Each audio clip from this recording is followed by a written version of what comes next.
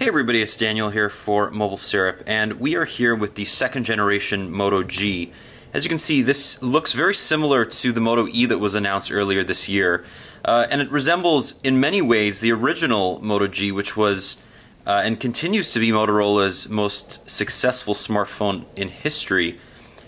Previously, the company told us that they sold over 150,000 units in Canada alone, and India and Brazil sold many millions.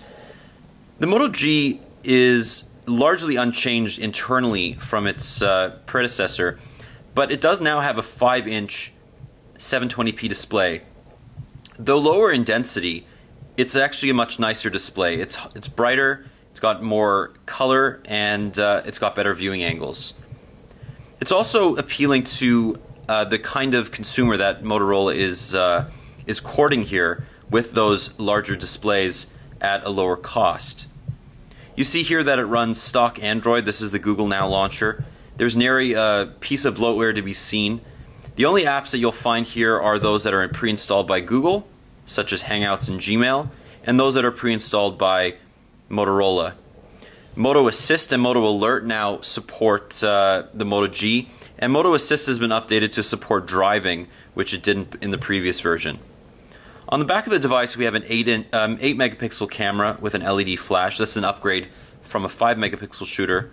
One of the biggest criticisms of the Moto G was its camera, so hopefully this corrects it. As you can see, this flip cover, which will be available as part of the second generation Moto G package, has a magnet inside that turns on and off the display, similar to the first generation. And one other major upgrade is the addition of a second speaker on the front of the device. So this is now stereo speakers that face towards you when you're using the device, and that's another area that Motorola took from its consumers as feedback and integrated into the second generation device. Internally, we have a quad-core Snapdragon 400 processor, 1 GB of RAM, and 8 gigs of internal storage. A microSD slot is included from day one, unlike the first generation, but unfortunately this does not support LTE, and Motorola will not comment as to whether or not the second generation device will be updated with LTE support in the future.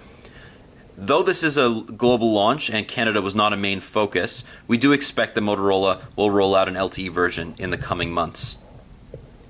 As you can see here, everything is extremely simple. This is stock Android, and it's what you would find on any Nexus phone or any previous Motorola device.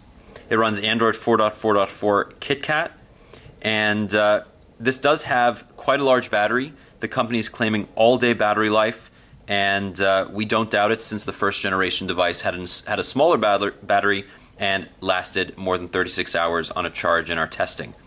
So we don't have carrier information, nor do we have pricing, but the Moto G will be available later this year in Canada on a number of carriers and unlocked at retailers around the country.